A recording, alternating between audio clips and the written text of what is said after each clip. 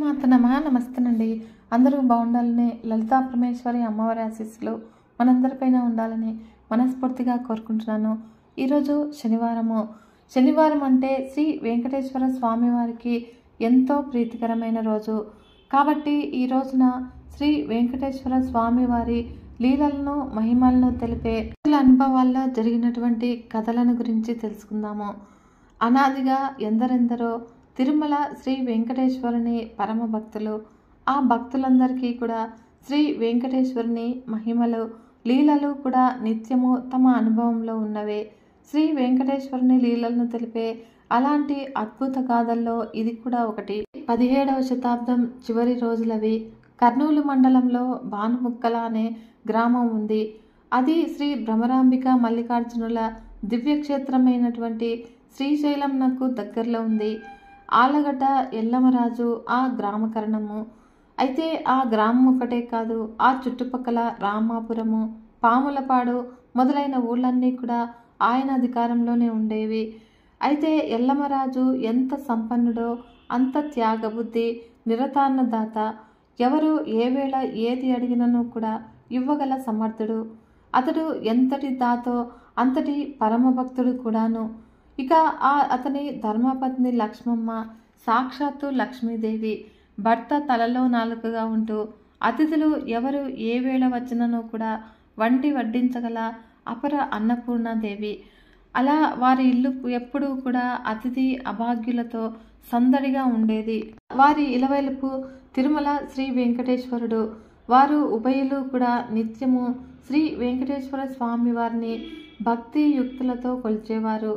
ఇక శ్రీ స్వామివారికి ఇష్టమైనటువంటి శనివారాల్లో ఆ దంపతులిద్దరూ కూడా తెల్లవారుజామునే లేచి తలస్నానం చేసి ధూపదీప నారికేళ నైవేద్యాదులతో స్వామివారిని చాలా భక్తితో పూజ చేసేవారు. ఇక శ్రావణ శనివారాల్లో సరే ఇంటికి ఏ అతిథి వచ్చినా ఎల్లమరాజు దంపతుల దృష్టికి వారిలో శ్రీ వెంకటేశ్వర స్వామి దర్శనమిచ్చేవాడు. ఆ దంపతులకు తిరుమల వెంకటేశ్వరుని మొక్కుతో కలిగిన గారాల బిడ్డ వెంకటప్ప. ఆ 7 గంటల వాణి అనుగ్రహమే ఆ బిడ్డని వారు ఎంతో నమ్మేవారు. అది మండు వేసవి. ఒకానొక రోజున కొందరు యాత్రికులు శ్రీశైల భ్రమరాంబ మల్లికార్జునులను దర్శించి వెంకటాచలపతి దర్శనార్థమై తిరుపతి క్షేత్రానికి పోతూ దారిలో భానుముక్కడ గ్రామం చేరుకున్నారు. సుమారు ఉదయం 11 గంటల వేళ. అయితే అప్పటికే ఎండ తీవ్రతంగా హెచ్చించింది. కింద కాళ్ళు కాలుతున్నాయి, పైన తలమాడుతూ ఉన్నాయి. ఇక ఆకలి దప్పుల బాధ ఎక్కువైంది. ఇక ప్రయాణం సాగించలేక ఆ భక్త బృందము గ్రామస్తులను విచారించారు. ఇది ఏ ఊరు నాయనా? ఈ ఊళ్ళో అన్నం పెట్టి ఆకలి తీర్చే పుణ్యాత్ములు ఎవరైనా ఉన్నారా అని అడిగారు. అప్పుడు ఆ గ్రామస్తులు, అయ్యో, నిరతాన్నదాత ఎల్లమరాజు గారి పేరు మీరు విననేలేదా?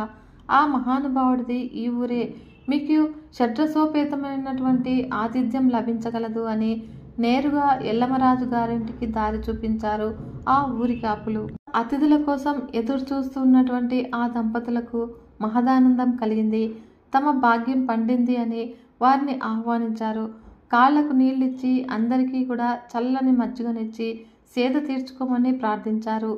ఇక ఆ యాత్రికులకు వారి ఆదరణ చూసి ప్రాణం లేచి వచ్చినట్లయింది. అమ్మయ్య అని అలసట తీర్చుకున్నారు. అంతలో ఇల్లాలు లచ్చమ్మకై మంచి రుచికరమైనటువంటి వంటలు సిద్ధం చేస్తూ ఉండినది. అతిథులు స్నానాధికములు ముగించుకొని ముంగిట ఎల్లమరాజుతో ముచ్చటిస్తూ ఉండినారు. వంట ఇంటిని ఆనుకొని ఉన్నటువంటి పెరడులో ఆడుకుంటున్నటువంటి కొడుకును సర్పం కాటువేసింది. అయితే ఈ దుర్ఘటన కంటబడిన లక్ష్మమ్మ వెంటనే ఏమీ పాలుపోక ఆందోళనగా భర్తను లోపలికి పిలిచింది. అప్పుడు ఆయన వచ్చి నోటి నుంచి నురగలు కక్కుతూ క్షణాల్లో విగత జీవితుడైనటువంటి కుమార్ని చూసి దుఃఖిస్తూ ఉన్నాడు. గుండెను రాయి చేసుకొని భార్యను ఓదార్చినాడు. అయితే ఈ విషయము బయటకి పొక్కినచో ఆకలితో ఉన్నటువంటి అతిథులు భోజనం చేయకుండా వెళ్ళిపోతారు. కాబట్టి వారు ఆకలితో వెళ్ళినచో ఆ పాపం తమకు చుట్టుకుంటుంది. కనుక ఏమి చేసినా పోయిన బిడ్డ మళ్ళీ రాడు కదా. ఆకలితో అన్నం కొరకు ఎదురు చూస్తున్నటువంటి ఆ అతిథులను సంతృప్తి పరచుటయే మన ధ్యేయమని ఈ కార్యక్రమంలో ఎలాంటి విఘ్నము రాకుండా, ఈ విషయం బయటకు పొక్కకుండా ఉండటానికై ఆ తిరుమల శ్రీ వెంకటేశ్వర స్వామి వారికి 1000 మొక్కులు మొక్కున్నారు. దుఃఖాన్నంతా కూడా దిగమింగినారు. బాలుని శవాన్ని పెరటిలో ఒక పెద్ద గంప కింద మూసిపెట్టి, నీవే దిక్కు స్వామి అని ఆ పనుల పాలట దైవమైన ఏడుకొండల వాణ్ణి శరణు వేడినారు. ఆ ఆలుమగలు కూడా ఇద్దరూ కూడా ఏమీ ఎరగనట్లే నిర్వికారంగా అతిథులకు విస్తర్లు వేసినారు. వీరి ఆక్రందన తిరుమల ఆనంద నిలయంలో ప్రతిధ్వనించింది. అప్పుడు వెంకటేశ్వరుడు భక్త సులభుడు కదా, క్షణంలో నిలవలేకపోయాడు. బాహుడు, నేరేడు పండు ఛాయ కలవాడు, ఊర్ధ్వ పుండ్రములతో పట్టుపంచతో సుమారు 70 సంవత్సరాల తాతగా వేషం మార్చుకున్నాడు. ఇక చేతిలో వెండి పొన్ను కర్రతో 7 కొండలు దిగినాడు. అంతే, బాణముక్కల గ్రామంలో ఎల్లమరాజు గారింటికి అతిథి అభాగ్యులతో కలిసి పోయారు. ఆ స్వామివారు కూడా ఆ యాత్రికులతో పాటు కలిసిపోయినాడు. వాళ్ళు విస్తర్లు వడ్డించారు. ఎల్లమరాజు అందరినీ కూడా అడిగి వారికి కావలసిన పదార్థములను తన భార్య చేత వడ్డింపచేస్తూ తాను ఒక్కొక్కసారి వడ్డన చేయసాగాడు. అలా ఆకలితో ఉన్నటువంటి అతిథులు తృప్తిదీరా భోజనం చేశారు. వారి ఆదరణకు సంతృప్తి చెందారు. ఇక భోజనాలు ముగిశాయి. ఆ వచ్చిన అభాగ్యులలో నామాల తాత ఆ దంపతులను పిలిచాడు. మీరిద్దరి వంశంలో ఆందోళన, దుఃఖము కొట్టి వస్తూ ఉన్నట్లు కనిపిస్తున్నది. కారణం ఏమిటి? దానికి మేమేమైనా ఉపశమనం కలిగించవచ్చు కదా అని. అంతేకాదు, దుఃఖమును దిగమింగినటువంటి అది వేయును తప్ప మేలు జరగదు కదా. కనుక మీ పుణ్య దంపతులకు వాటిల్లినటువంటి ముప్పు అది ఎలాంటిదైనా కానీ సందేహం లేకుండా వక్కాణించండి అని ఓదార్పు వచనాలను ఆప్యాయంగా పలికినాడు ఆ నామాల తాత. అంతవరకు కూడా బలవంతంగా అంచుకున్నటువంటి దుఃఖము కట్టలు తెంచుకొనగా ఆ భార్యాభర్తలు గొల్లుమని ఆ బాలుని శవాన్ని తెచ్చి ఆయన పాదాలపై పెట్టారు. ఇలా జరిగిన ఘోరాన్ని విని అతిథులు, గ్రామస్తులు ఆశ్చర్యపడ్డారు, ఆందోళనతో చింతించారు. అయితే ఆ నామాల తాత వెంటనే ఆ ఊళ్ళోనే ఆ పుణ్య దంపతులు ప్రతిష్ఠించినటువంటి శివాలయం ఎదురుగా వారే త్రవ్వించిన బావి నుంచి ఒక పాత్రతో నీటిని అందులోని తెప్పించినాడు. ఇక ఆ నీటిని మట్టిని కలిపి ఓం శ్రీ వెంకటేశ్వరాయ నమః అను అష్టాక్షరి మంత్రించి ఆ పిల్లవాని నోట్లో పోశాడు. అప్పుడు వెంటనే తిరుమల శ్రీనివాసుని వరప్రసాది అయినటువంటి ఆ వెంకటప్ప నిద్ర నుంచి మేల్కొన్నట్లుగా లేచినాడు. అప్పుడు వెంటనే ఎల్లమరాజు దంపతులతో సహా అచ్చట చేరినటువంటి జన సమూహము అంతా కూడా ఆనందంతో ఉక్కిరిబిక్కిరి అయ్యారు. అక్కడ ఉన్న వారంతా కూడా ఆ నామాల తాతయ్యకు భక్తితో నమస్కరించారు. ఆ నామాల తాత మిగిలిన నీటిని మట్టిని కలిపి మంత్రించి మరలా అదే బావిలో పోయించి, ముందు ఎవరికైనా పాము కరిచిన ఎడల ఆ బావిలో నీరు బురద కలిపి త్రాగించినచో పాము కరిచిన వ్యక్తి స్వస్థత చేకూరగలదు అని చెప్పి ఆ భార్యాభర్తలను కుమారునితో కూడా యాత్ర చేయవలసింది అని చెప్పి ఆజ్ఞాపించినాడు. తదుపరి నామాల తాత ఆజ్ఞానుసారము వారి ఇరువురు కొడుకుతో కూడా భోజనంనకు కూర్చున్నారు. అలా వారు భోజనం చేసి వచ్చి చూడగా భుక్తాయాసంతో తీస్తూ ఉన్నటువంటి అతిథులతో నామాల తాత కనబడలేదు. అయితే మిగిలిన అతిథుల వారు కూడా ఆశ్చర్యపోయినారు. ఇక ఆ వచ్చిన నామాల తాత తమ కొరకై వేంచేసినటువంటి శ్రీ వెంకటేశ్వరుడే అని భక్తితో స్వామివారిని ప్రార్థించారు. అలా ఆయన ఆజ్ఞానుసారము తమ ఇంట ఆతిథ్యం తీసుకున్నటువంటి యాత్రికులతో కలిసి ఎల్లమరాజు దంపతులు తిరుమల యాత్ర చేసి వెంకటేశ్వర స్వామివారికి అనేక విధములుగా మొక్కులు చెల్లించినారు. నిదర్శనంగా కర్నూలు జిల్లా బాణముక్కల గ్రామంలో ఎల్లమరాజు త్రవ్వించినటువంటి బావిలోని నీటిని మట్టిని పాము కరిచిన వారు స్వీకరిస్తూ నేటికి కూడా స్వస్థత పొందుతూ ఉన్నారు. మరొక భక్తుని యథార్థ గాథని గురించి తెలుసుకుందాము. ఒకసారి ఒక ఆంధ్ర బ్రాహ్మణుడు తిరుమల యాత్రకు తోటి వారితో బయలుదేరి వెళ్ళినాడు. తిరుపతి చేరుకుని కాలిబాటిన కొండ ఎక్కుతూ 7 కొండలను గూర్చి చెట్ల చేమలను గూర్చి తనతో వచ్చిన వారు తాము చూసుకుంటూ చెప్పుకుంటూ ఆనందిస్తూ ఉండగా ఈ అంధుడు తాను చూడలేకపోతేనే అని కుమిలిపోయినాడు. తిరుమల చేరిన తర్వాత శ్రీ వెంకటేశ్వర స్వామి వారి వైభవమును దివ్యమంగళ విగ్రహమును గూర్చి విని కన్నులారా దర్శించలేకపోతున్నాయి అని పరిపరి విధములుగా పరితపించినాడు. పూలంగి సేవలో ఉన్నటువంటి స్వామివారి రూపాన్ని దర్శించి పులకించలేకపోతున్నాయి అని అనేక విధాలుగా దుఃఖిస్తూ ఉన్నాడు. అసలు నీ రూపము ఎలా ఉంటుందో ఊహించుకోలేకపోతూ ఉన్నాను. పుట్టి గుడ్డివాణ్ణి ప్రభు, పాపిష్టివాణ్ణి, ఏ జన్మలో ఏ పాపం చేశానో వెంకటరమణ సంకటహరణ రక్షించవలసింది, కన్నులు దయచేయవలసింది అని అనేక విధములుగా దీనంగా ప్రార్థించినాడు. అలసి అలసి నిద్రించినాడు. నా వెంకటేశుడు నమ్మికున్న వారిని మోసం చేస్తాడా? ఆ గుడ్డివాని మొరను ఆలకించాడు. స్వప్నంలో సాక్షాత్కరించాడు. భక్త, కర్నూలు మండలంలో బానుముక్కల అను గ్రామం కలదు.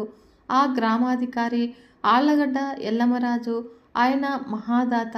ఎవరు ఏ వేళ ఏది ఆశించినా కూడా సంకోచం లేక ఇవ్వగల మహాత్యాగి. కాడుతూ నా ప్రియభక్తుడు కూడాను. నేను ఆదేశించినట్లుగా నీవు ఆయన దగ్గరికి వెళ్ళి అర్థించు. ఆయన ఇంతవరకు కూడా సంపాదించిన దాన ఫలాన్ని ధారపోసినచో నీ పాపఫలము నిర్మూలించబడి నీకు ఒక కన్ను మాత్రమే వస్తుంది. తరువాత నీవు మళ్ళీ వెంకటాచల యాత్ర చేసి నన్ను దర్శించవలసింది.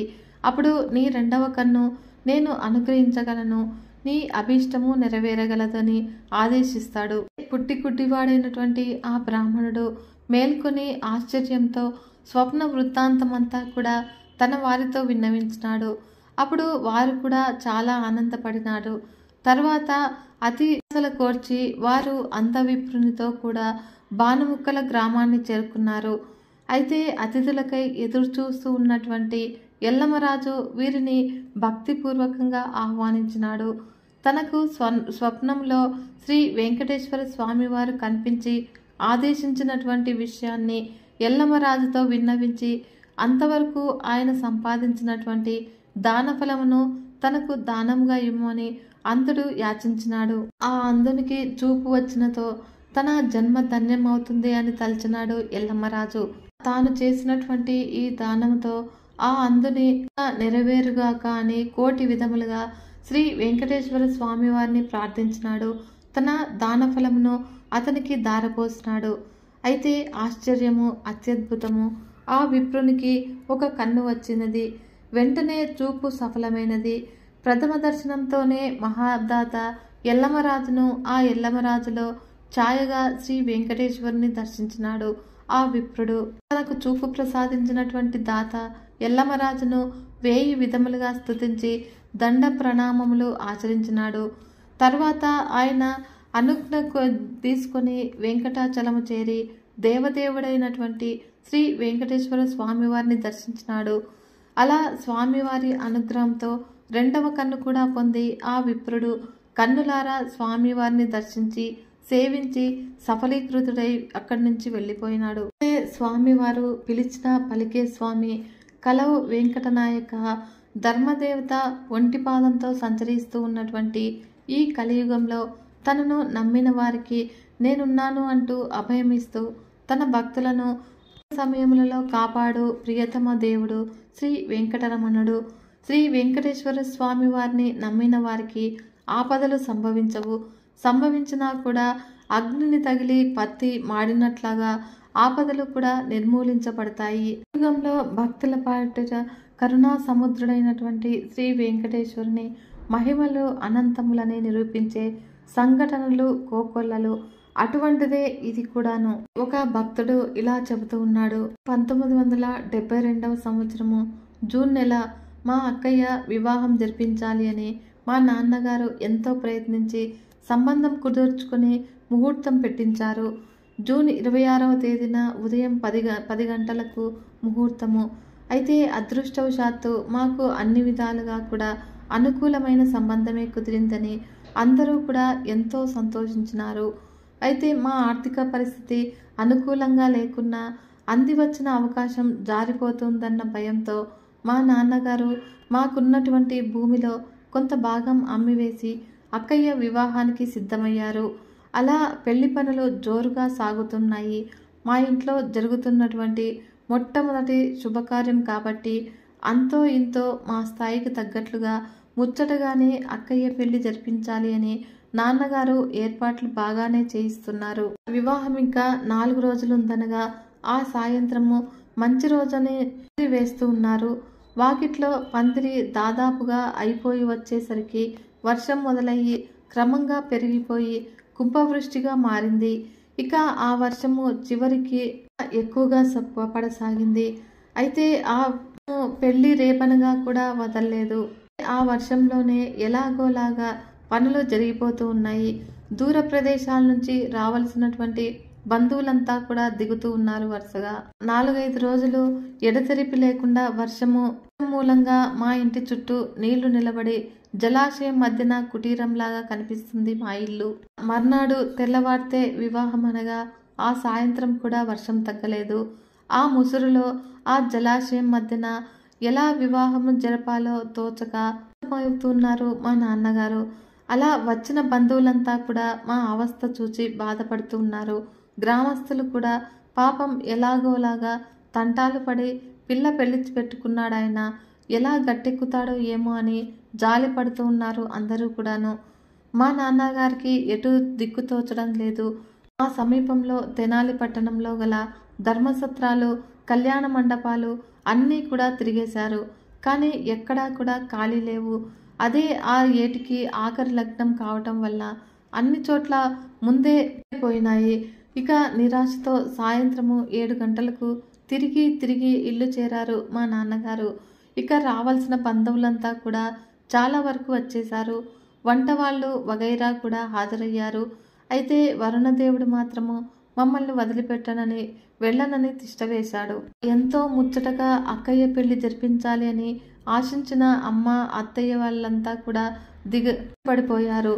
అయితే ఆ మధుర రక్షణ కోసం జీవితంలో ఒకే ఒకసారి లభించే ఆ అమృత గడియల కోసం కలలు కంటూ అందరిలాగానే ఎదురు చూస్తూ ఉన్నటువంటి అక్కయ్య కృంగిపోయి ఓ మూల కూలబడిపోయింది. ఇలా ఎవ్వరికీ మనసు లేదు. అందరూ కూడా బరువెక్కిన హృదయాలతో నోటి మాట రాక కూర్చుండిపోయారు. అర్ధరాత్రి వరకు కూడా మా నాన్నగారు మండుతూ ఉన్నటువంటి అగ్నిపర్వతంలాగా కనిపిస్తూ ఉన్నారు. కుర్చీలో కూర్చుని గంభీరంగా శూన్యంలోకి చూస్తూ ఉన్నారు ఆయన. అలా ఆయన్ని సమీపించడానికి, పలకరించడానికి కూడా ధైర్యం చాలటం లేదు ఎవ్వరికీ కూడాను. పొద్దుపోయిన తర్వాత మా ఇంటికి సమీపంలోనే ఉన్నటువంటి మా శ్రేయోభిలాషి ఒక ఆయన వచ్చాడు నాన్న దగ్గరకు. ఆయన గారిది చాలా విశాలమైన గల పెద్ద డాబా ఇల్లు. ఆ కాంపౌండ్లో పెద్ద బావి కూడా ఉన్నది. ఇక పరిస్థితి అంతా కూడా తెలిసినటువంటి ఆయన నాన్నగారికి ఒక సలహా ఇచ్చాడు. ఎంత వర్షం వచ్చినా కూడా ఏ ఆటంకం లేకుండా పనులన్నీ కూడా జరిగిపోతాయి. మా ఇంట్లో వివాహం జరిపించవయ్యా అని ఏర్పాట్లన్నీ కూడా తనే చేయిస్తానని కూడా చెప్పాడు. నాన్నగారు 2 క్షణాలు ఆలోచిస్తూ కూర్చున్నాడు. అలాగే ఆయన గారి సలహా మా వాళ్ళందరికీ కూడా బాగానే ఉంది. అలా చేయడమే మంచిది అని అంతా కూడా భావించారు. 2 క్షణాల తర్వాత నాన్న గట్టిగా శ్వాసలాగి వదిలారు. ఏది ఏమైనా కూడా నా బిడ్డ పెళ్ళి ఈ పందింట్లోనే జరిగి తీరాలి అంటూ లోనికి వెళ్ళిపోయారు. ఇక వచ్చిన ఆయన అక్కడి నుంచి వెళ్ళిపోయాడు. అయితే నాన్నకు ఒకళ్ళు సలహా ఇవ్వడము అలవాటు లేదని మా బంధువులంతా కూడా గొణుక్కోవడము, గుసగుసలాడటం తప్ప ఆయనతో వాదించి ఒప్పించే ధైర్యం ఎవ్వరికీ కూడా లేకపోయింది. నాన్న కాసేపు అయిన తర్వాత అక్కయ్య ఉన్నటువంటి గదిలోకి వచ్చి ఆమె తల నిమిరి ధైర్యంగా ఉండమ్మా అన్నట్లుగా వీపు తరిచి తిరిగి లోనికి వెళ్ళిపోయారు.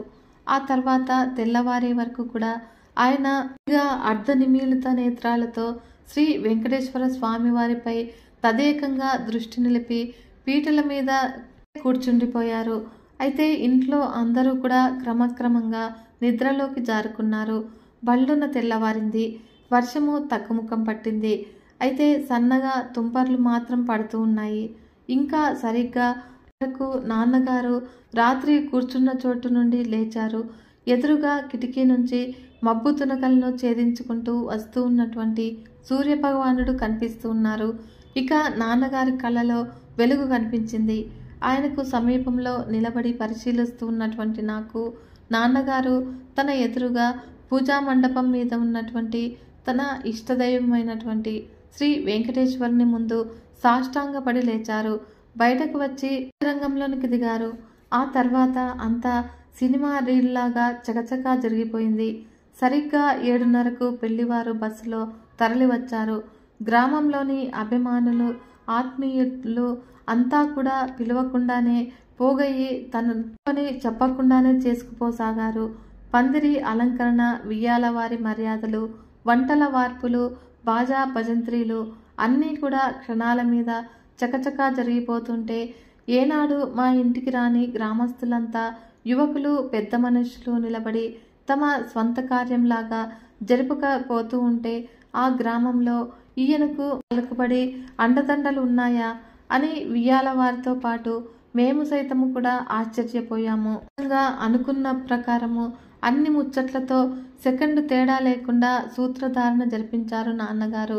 మిగిలిన ఏర్పాట్లు కూడా అందరూ మెచ్చుకునేలాగా జరిగిపోయినాయి. ఆ పెళ్లిపీటల మీద కూర్చున్నటువంటి అక్కయ్య కళలో వెలుగు, సంతృప్తి మాటల్లో చెప్పలేము. భోజనాలైన తర్వాత అంపకాల తంతు కూడా ముగిసేసరికి మధ్యాహ్నము కాఫీల వేళైంది. టిఫిను, కాఫీలు పూర్తి చేసుకుని అక్కయ్యను వెంట పెట్టుకుని వియ్యాల వారు వెళ్ళిపోయారు. ఇక నాన్న ఒంటరిగా గదిలో నిలబడి ఉంటే దగ్గరగా వెళ్ళాను. ఆయన శ్రీ వెంకటేశ్వర స్వామి వారి ముందు నిలబడి చేతులు జోడించి స్వామితో ఏదో అంటూ ఆనంద బాష్పాలు రాల్చుతూ ఉన్నారు. విచిత్రం ఏమిటి అంటే ఆ రాత్రి 7:30, 8 గంటలకు మళ్ళీ వర్షం మొదలైంది. ఆ ముసురు తిరిగి 4 రోజుల వరకు వదలలేదు. శ్రీ స్వామివారి దయ వల్ల అక్కయ్య పెళ్లి అటూ ఇటూ ముసురు మధ్య గడియల వ్యవధిలో నిర్విఘ్నంగా జరిగిపోయింది. ఏ లోటు లేకుండా. ఆ రాత్రంతా నాన్న పెట్టుకున్నటువంటి మొర ఆలకించినటువంటి శ్రీనివాసుడు తన మహిమను ప్రదర్శించాడు. తన భక్తుని ఇంట నిర్విఘ్నంగా పెళ్లి జరిపించిన దేవుడు ఆ తిరుమల వెంకటేశ్వర స్వామి వారు. అలా శ్రీనివాసుని చెప్పుకుంటూ పోతే కోకొల్లలుగా ఉంటాయి. శ్రీ దయామయుడు శ్రీ వెంకటేశ్వర స్వామి వారు. వీడియోలో ఆయన లీలలను గురించి చెప్పుకుందాము. వీడియో కనుక మీకు నచ్చినట్లయితే ఒక చిన్న లైక్ చేసి మన ఛానల్ని ఇంతవరకు సబ్స్క్రైబ్ చేసుకోకుంటే సబ్స్క్రైబ్ చేసుకుని సపోర్ట్ ఇవ్వండి ఫ్రెండ్స్. మరొక మంచి వీడియోతో మీ ముందుకు వస్తాను. అంతవరకు సెలవు. నమస్కారం.